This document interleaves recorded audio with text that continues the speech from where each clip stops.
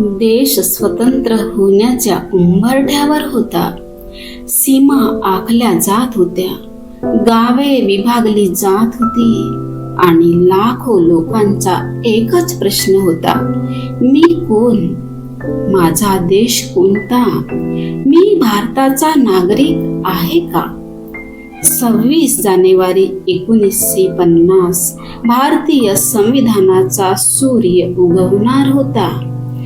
पण त्या सूर्यासोबत एक प्रश्नही उगवला होता. या नव्या भारताचे नागरिक कोण असतील? जन्माने भारतीय, रक्ताने भारतीय, की भारतावर प्रेम करणारे भारतीय?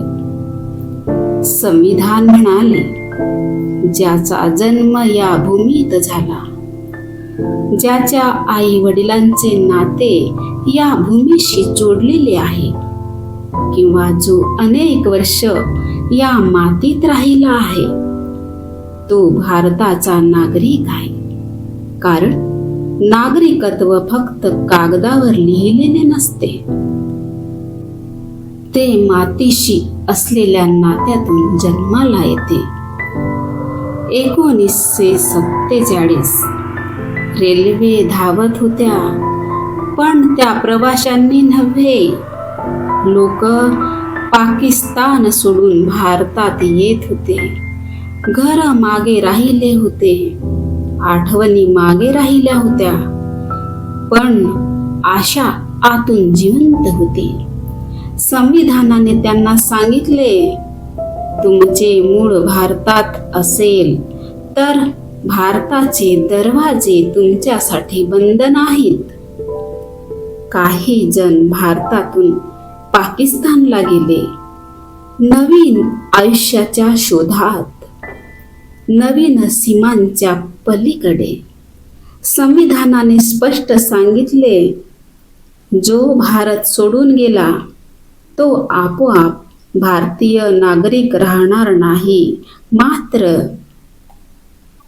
जर तो पुन्हा भारताच्या कुशीत परतला तर त्याच्यासाठी आशेचा दरवाजा उघडा राहील. समुद्रापलीकडचे भारतीय, काही भारतीय हजारो किलोमीटर दूर राहत होते. आफ्रिकेत, युरोपमध्ये, आशियातील विविध देशांमध्ये. पण अंतर कितीही असले, मनात भारत जिवंत होता.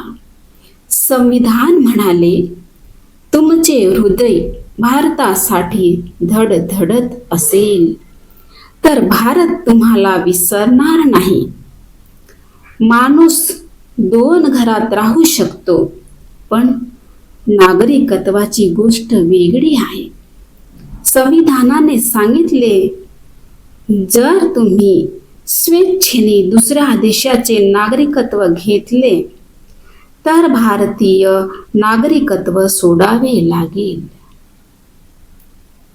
नागरिकत्वाचे नियम लिहिले गेले, पण काळ बदलणार होता, परिस्थिती बदलणार होती.